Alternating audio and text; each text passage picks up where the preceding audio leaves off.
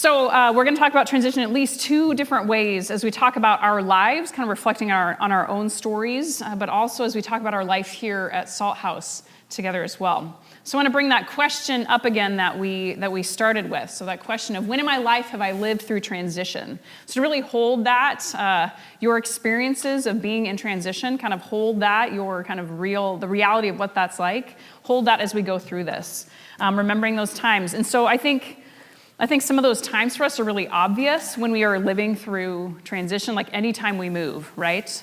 Anytime there's a job change, anytime a relationship ends or begins, and not just romantic relationships, but really, even like things happen within families, friendships, coworkers, so whenever relationships change, anytime we finish a Netflix binge and there's no more episodes, transition, right? Right, identity crisis.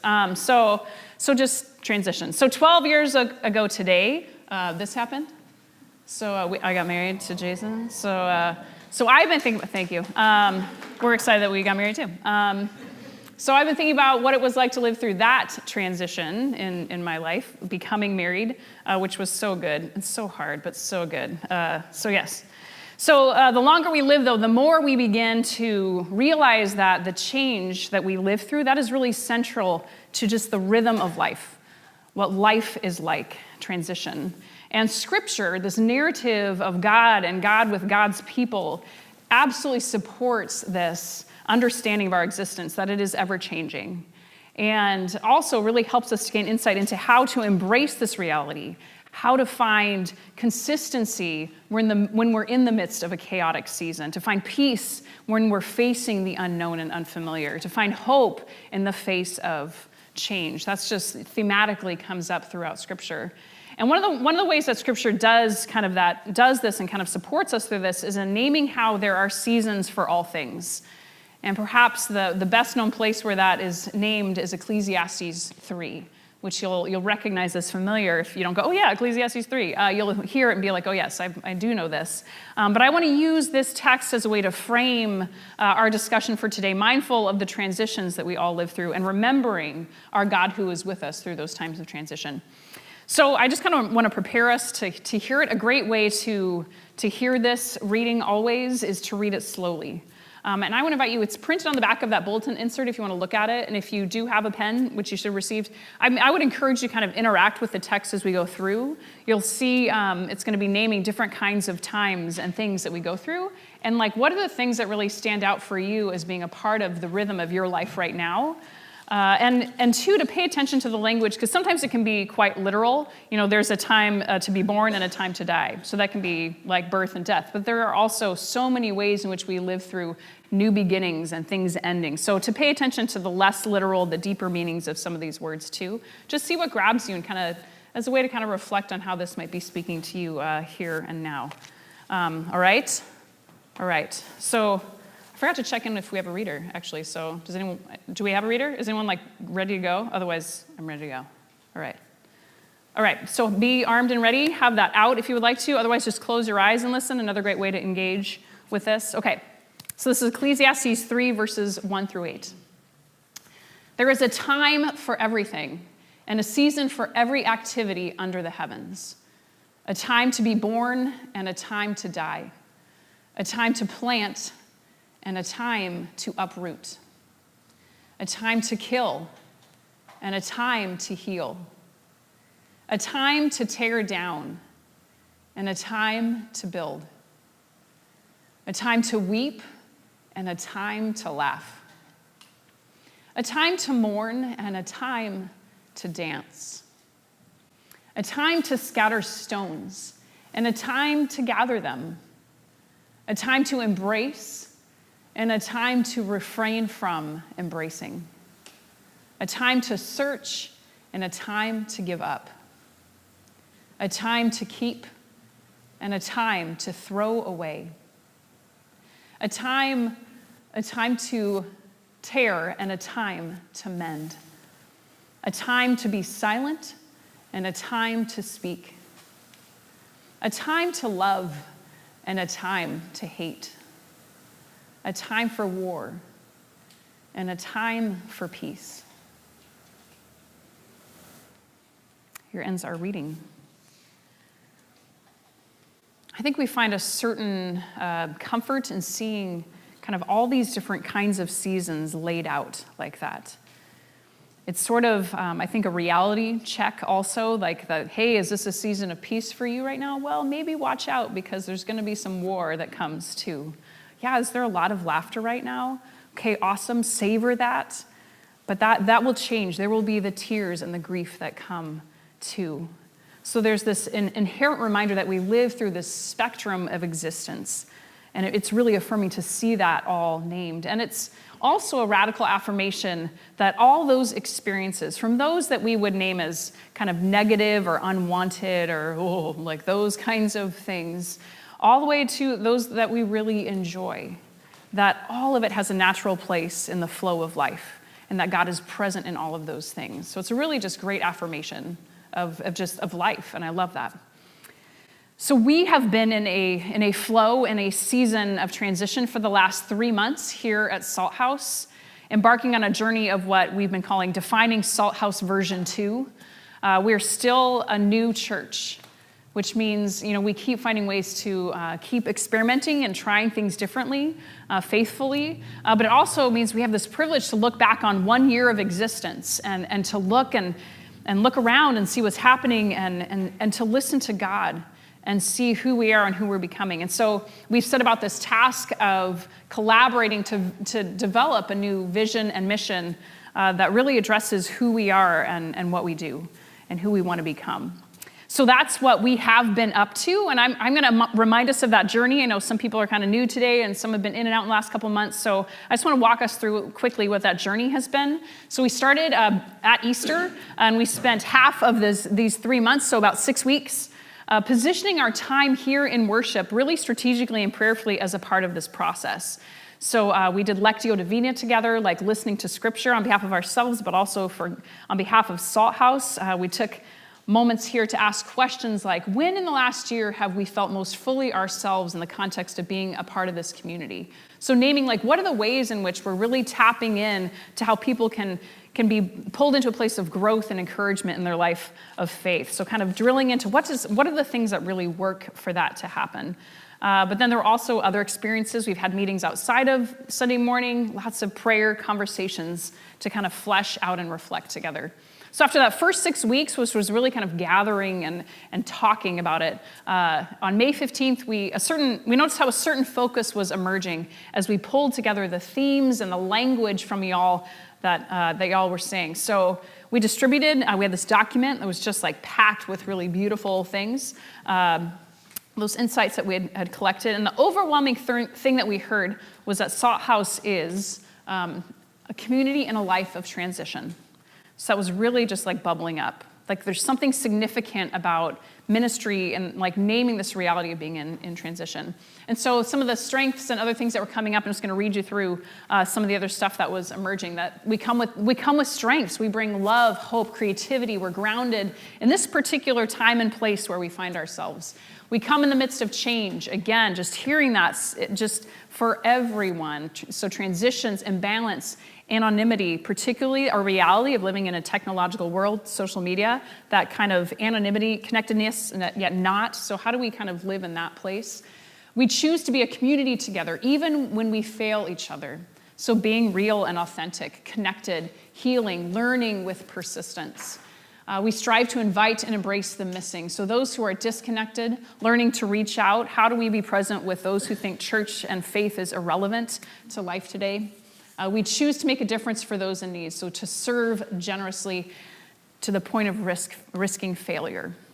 So that's what really like bubbled up out of you. I mean, I read that and I go, yeah! I mean, just like feel like just how great that feels. So that's some of the draft version of the language for it. So this isn't a final draft of like, and here we are, but this is what really emerged through those first 6 weeks.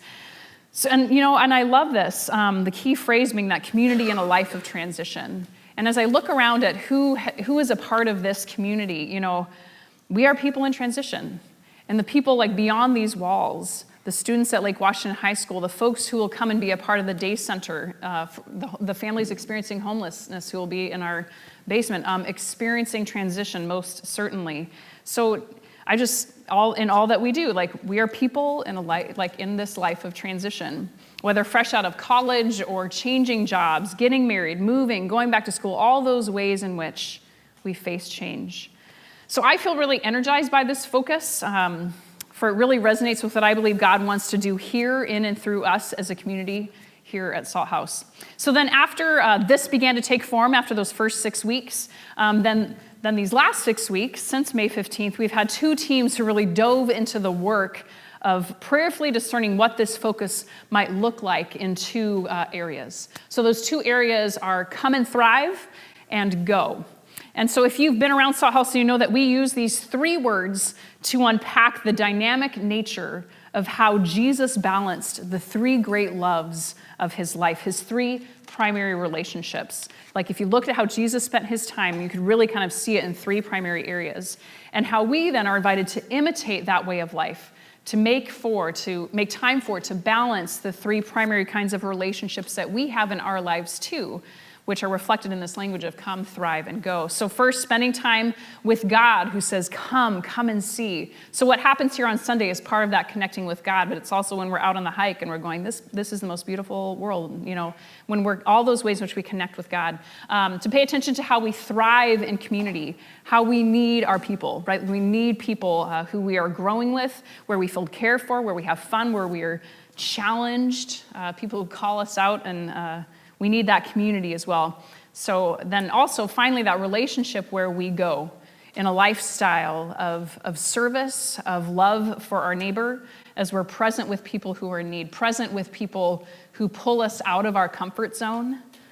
So those are just really quickly, those 3 great loves that Jesus had, and also this pattern that we're invited to pay attention to, nurturing those 3 relationships.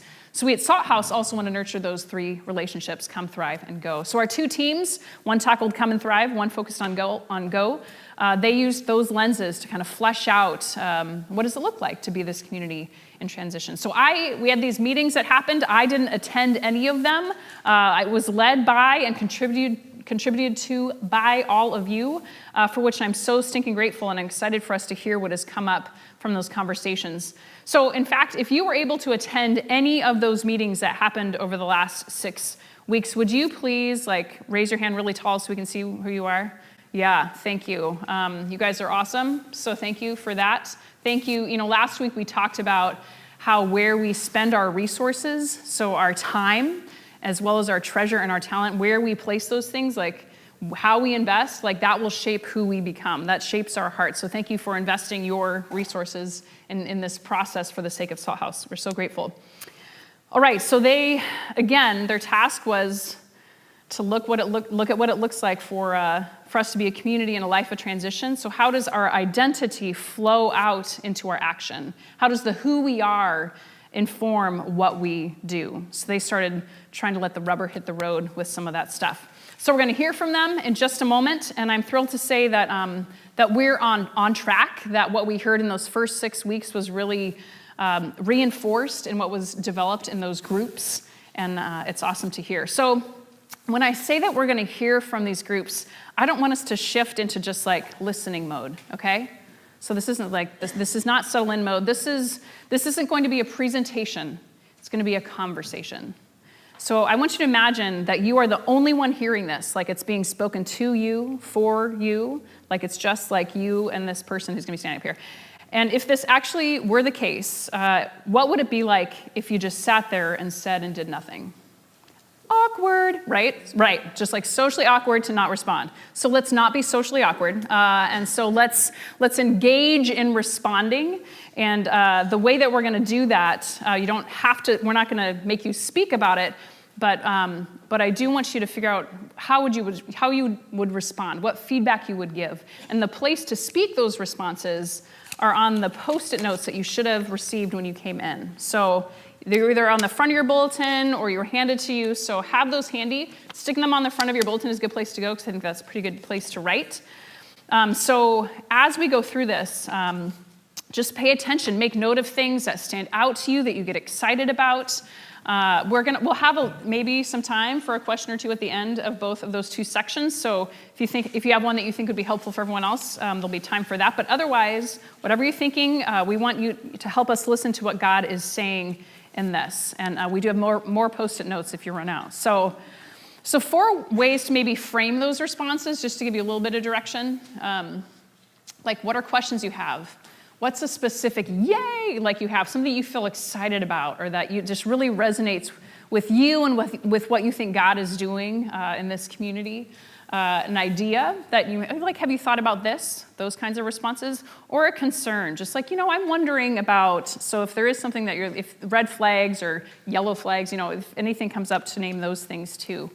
And if you're like newer to the community, it's like we're all really new also. So this might be your first day, and you can just still be present and listen and kind of make observations. So I'd invite you into that process if you're comfortable doing so. We obviously don't expect anything from anyone. So if this is just a day where you're like, I just need to sit back, that is okay too. There's always, always grace.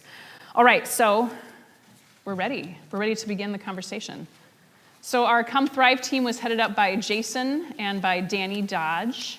Is she in the room right now, or is she with the kids? Okay, so she was pinch hitting for our kids ministry, so she's back there helping out today. We're in transition, so sometimes people are here and sometimes they can't be here. So, all right.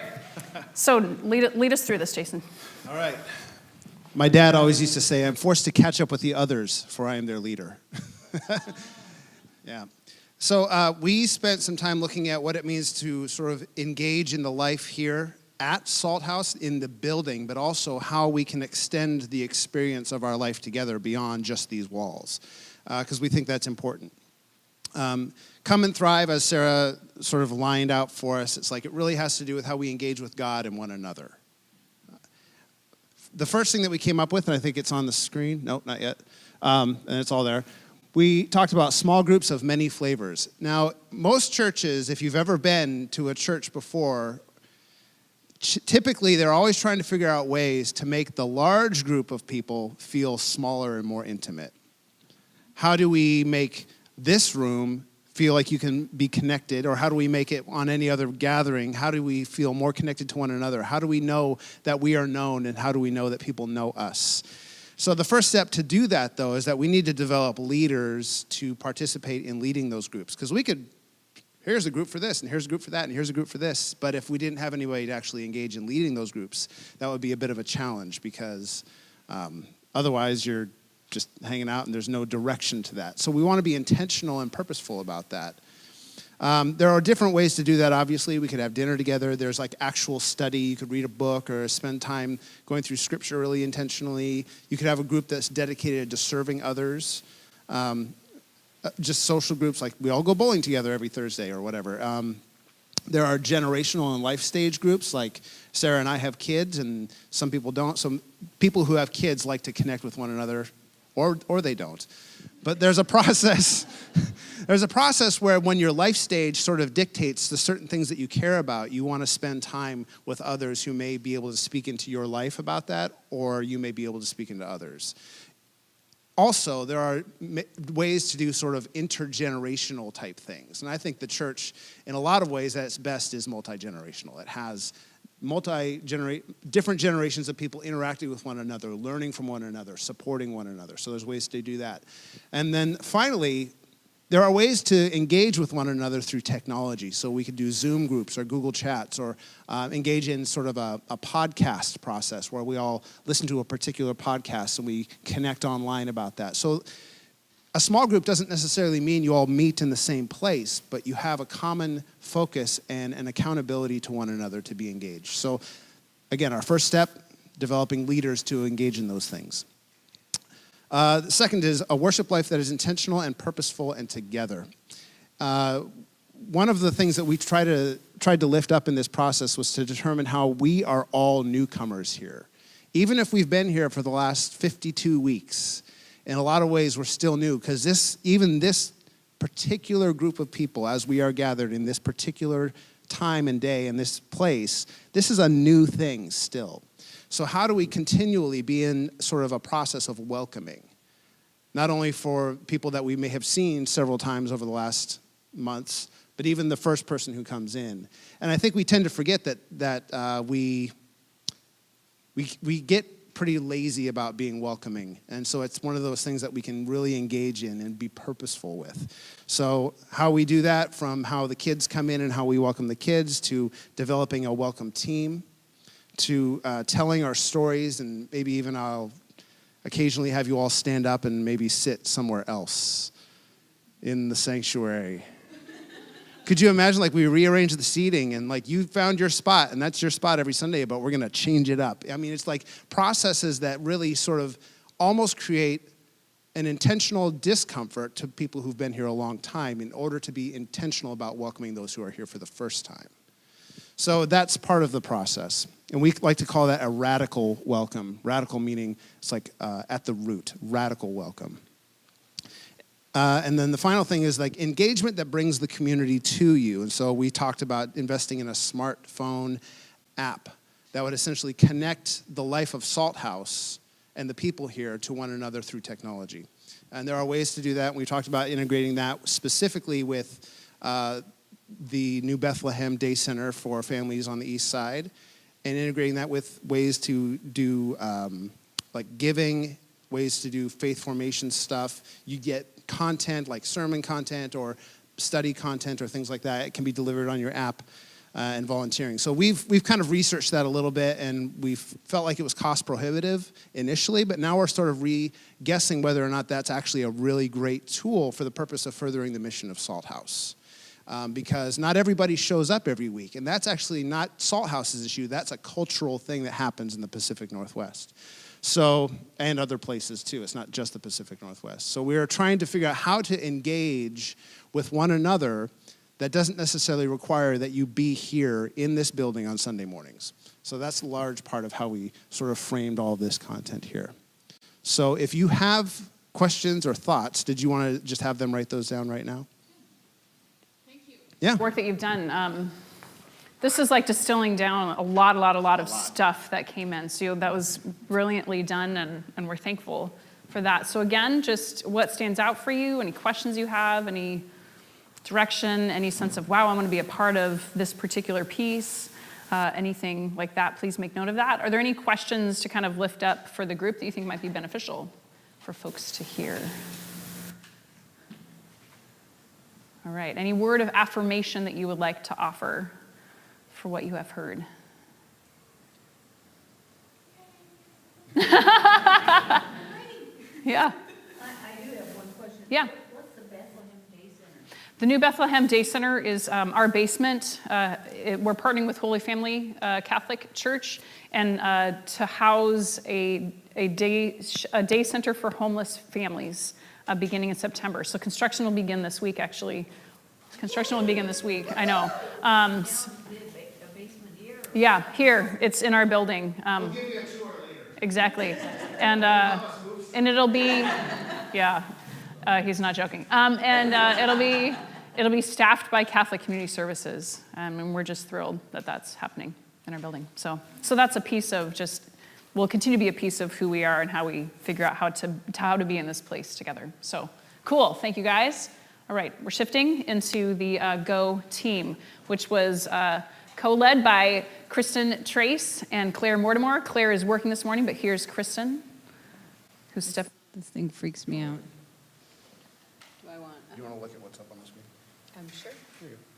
All Nice. this technology. Oh. I feel so grown up. Hi. So I was a part of the Go team, and what we were focusing on is how once we have come here and created a community and felt a part of Salt House, what does that mean as we move out? And how do we serve? And how do we bring our community outward? I see the New Bethlehem Center is front and center. I will get to that. I'm going to skip down. We spent a lot of time in our meetings talking about our space, and we have this really great, unique boundary, like our physical property, right? It borders on the city's physical property, and we really talked about how we can turn that into a place where we reach out to people, and we really love the idea of like a little free library, maybe you've seen those, really focused on teen books and teen kind of interest. We even talked about because of the high school. And all the high school kids, when they come out of school, they walk down here to catch their buses. And just this idea that we're not just the building on the corner, but we can actually be a place that they interact with in some way, in some part of their mind, and open our doors. It's a way to just invite them in. Also, a community garden along there and down in our little kind of forest area, a place where we could plant food and people could walk by and have food. And then the hopeful imagined abundance of that food could come to our shelter, could go to HopeLink, and those are just ways that we can use our physical space to reach out and allow people, let them know we're here and you are welcome. We also talked about having experiences together, shared experiences, that is part of building a community, that the idea that once a month we would have an experience together that involved service, that those create memories, and those memories really bind us together. And so we would find activities like going to HopeLink at the food bank. I know we've done that in the past, and different ways to come together and then move outward and have those experiences be bounded in time, not like months-long projects, but experiences that we share that help us be a part of Salt House and Salt House Outreach. We want our Go team to be, relevant, inclusive, and those are some of our big words that we had together. So we are going to put together a calendar of service-related events. Also, one of our favorite ones is yoga. We had yoga here in December, and it was very successful. And the idea that we could open up our space for an everybody's welcome yoga that would be good for not just really super athletic people in their yoga pants, but for the whole community to come and just enjoy our sanctuary, the vibe here, and yeah, and definitely our guests downstairs, our clients. So I will now pop back to the Day Center. A lot of you know that I am on the operations committee for the New Bethlehem Day Center. I'm really excited. I think this is such a great thing. And so we want to identify ways that we can really immerse or invite the Day Center community, our clients there, to also come and be a part of our community, that they are welcome here and that we are excited that they are here, and to extend hospitality. So there are a lot of ways that we can do that. We would love to have the Day Center opened one weekend day if possible, and maybe that could coordinate with some worship times. We can invite them to come and do yoga with us. Definitely there will be opportunities to serve meals or volunteer there, just helping on the day-to-day things. Donations, of course, there will be lots of needs, physical, tangible needs. Also, if somebody has a passion, something that they love, there are opportunities to lead a class or help support in any way. But it would be great, in my opinion, to have that happen as a Salt House community, working together, serving downstairs and bringing people upstairs. And so those are the kinds of things that we talked about with our Go team. And what would be really helpful is if people had ideas of ways that they would love to serve, and that we would find out a way to get them on the calendar, and then you would see it pop up. Oh, and this Tuesday, we're going to be meeting somewhere, doing a thing. And that would be great. We'd love to see you there. And so are there any questions? Sarah? I think one of the things that we talked about a lot, though, is if you've got something that's close to your heart and you know that you've got an opportunity for needing hands, bring it to us so that we can put the hands together with your needs. So, that's just... And we talked a lot, too, about, like, if somebody's moving or if somebody's overwhelmed by a project in their own house, that serving within our community, serving our community is a great place for us to serve. So Yeah, so that's true too. Thank you. Yes. Just for the day center, Yes. have we given any thought about what's the plan at the end of the day? How do we get people, help them where they need to go, or help them with something to eat for the rest of the day? What's just the after hours plan? Sure, that's a great question. So right now, Catholic Community Services runs the emergency overnight shelter, and they expect a lot of their clients from the emergency shelter to come and use our services during the day, and that we are timing our closing time on the weekdays to their opening time. Our day center will be serving the main dinner meal. We're hoping to do that in a timely fashion for families so that they can eat at like 6, 7 at a more normal time.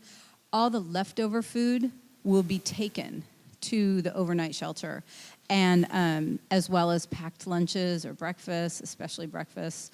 And at that time, there will be opportunities if somebody would like to volunteer to transport people, but also there will be a calendar for people if they want to sign up for a ride, that they can get a ride to the overnight shelter. A lot of people we're expecting will come in their cars. Maybe they're living in cars, and so then they will have their own transportation. Just to be clear, it's actually the hours of the shelter currently are scheduled for 2 to 8.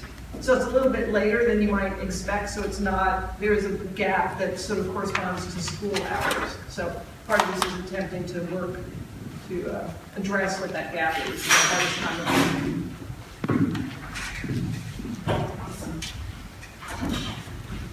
All right, so write down those thoughts, reflections, questions, concerns, ideas, what you want to do to serve. The big piece that we're trying to sort out, it's interesting.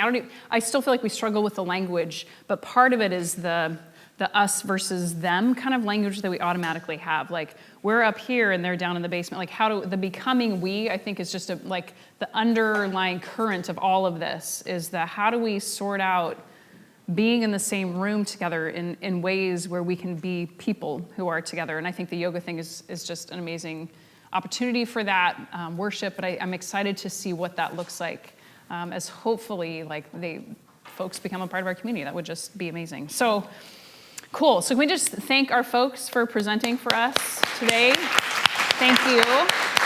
Thank you for all your hard work. Kristen, thank you for your continued service as well, representing us for the New Bethlehem Day Center. We're incredibly grateful. So continue to, percolate if you need to write some more. If you need more Post-it notes, they're here in the front row. Are you urgently need a Post-it note, anyone? Because we can pass those out. Okay. There'll be more if you need them. Okay. In all these things, we do hold ourselves here at Salt House. We always say, we are a work in progress, really.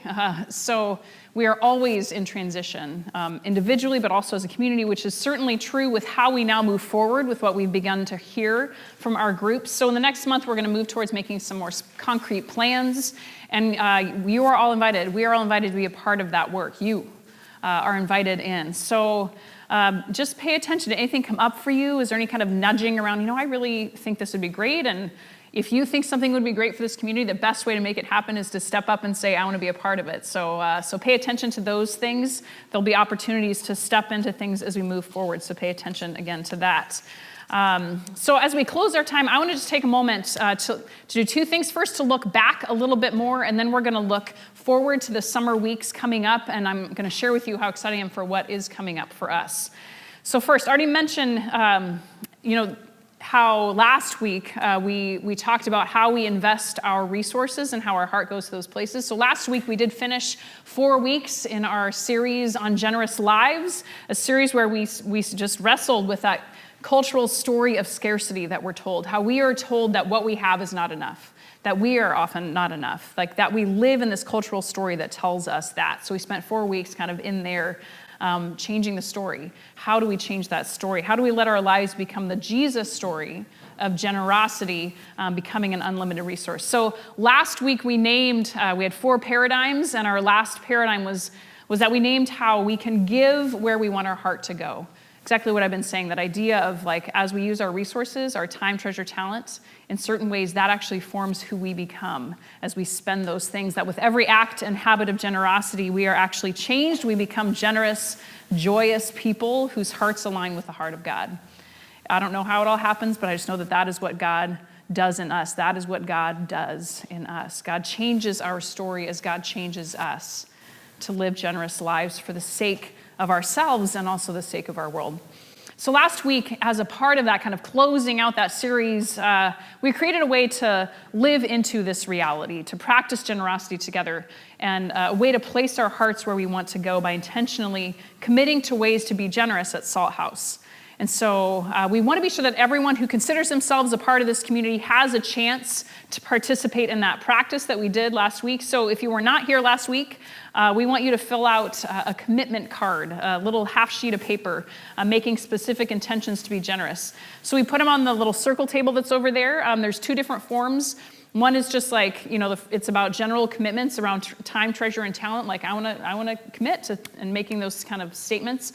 On the back, there are more specific ways to serve to kind of get a sense of what that looks like, as well as just a place to say, look, I'm an amazing juggler. How can I use my juggling skills? So like there's that kind of space too. The second one is specifically around financial giving. If you want to make a pledge, there's a way to do that and to name that and commit to that. So you can also take that home to prayerfully consider it as well. But that is all over there. And so during communion, make time to pop over there after worship, but please make that time to look over those ways to be generous, because we know that's how God forms us. So don't miss that chance. Okay, so that's the looking back. Now we're going to look forward, but to look forward, we are going to look back a little bit. But anyway, so we're going to look forward at what's coming up this summer. So what we've been doing today, one way to name it, is that we've been asking those 2 questions that we always ask as a community. The questions of, God, what are you saying to us? And God, how are we going to respond to what we are hearing? Really? So that's what we've heard from our teams. That's what our leaders kind of walked us through. And so having heard that, I think it's time for us to spend a little bit of time individually to make some room to reflect on our own lives too, to ask ourselves those questions. My friends, I want to hear what God has said to you at different times in your life, maybe recently, but here's why I'm asking. It's because next Sunday, July 3rd, we'll kick off our next sermon series, which I'm very excited for, and it's called this, if the image is in there. It's called Living in the Flow, the Rhythms of God. And what we're doing with this, we're going to look at ways in which our lives kind of follow this rhythm of God, particularly during this summer season, when we're outside, we're on vacation, we're taking time to play. What does it look and feel like to be tapped into God's flow that is happening all around us all the time? So as we go through this series, I want to be able to share stories of when we have been in the flow of God. And you don't want to just hear my stories. We want to hear stories from others in this community. So that means I need to hear your stories. I need to hear those moments when you have felt like you have been in the flow of God. And maybe it was one of those moments where you're able to say, I really heard God speaking to me in this particular way. In the conversation that I had during a really pivotal time in my life, the words that my friend said, I just knew that's what I needed to hear. I've often experienced God speaking to me through kind of themes where it's like, oh, I just heard that on the radio. Oh, and I read it in this book. Oh, and I read it in scripture. Like, just those themes kind of pop up where you keep hearing the same thing in a certain place. Maybe that's happened for you. Maybe when you were in the flow, it was a season when you felt particularly cared for by God. Maybe it was one of those transition times that you were living through. And here was just like that person showed up with the thing that you needed, or you had that insight, or you had that ability to make the big decision and how that came about. So I could answer this question of like, when have I heard God speak, or when have I felt in the flow of God? I could answer with a lot of different kinds of responses, but I want you to try to pick one, or 2 if you need to, but try to pick one. And then I want to gather those stories, which means, yes, you get to write on another Post-it note. So we'll pass up more if you need them again. But again, just even a 1-sentence recap, so then I can follow up with you. Or if you need more sentences, that's fine. But just put your name and hey, my dog started speaking to me. I don't know, whatever it is. Just name the thing, and then I can follow up with you. But thank you for prayerfully considering that. I'm excited. I'm really excited to explore together this summer, this reality that there is this flow of God, what the Spirit is doing in the world, and to ask questions about what that is, what it means, how we live into that, and to see that in so many ways. This will be an expansion of what we've experienced with Generous Lives over these previous weeks, that our generous, loving Father and Creator God who throughout time has moved towards us and invited us into a life of connection with God and with others, our God who became one of us and showed us what life can be like, that we get to live in this flow with our God who gives us more than we can ever ask or imagine, our God who even and especially shows up in those times of transition too. So this continues to be a very exciting season for us here at Salt House, and we see our vision and mission beginning to take form as the life of Jesus leads us into this next chapter as a community in a life of transition. And I'm so thankful to be a part of it with you. So I'm going to invite the band to come up and get set, and then invite you to stand as we move towards communion.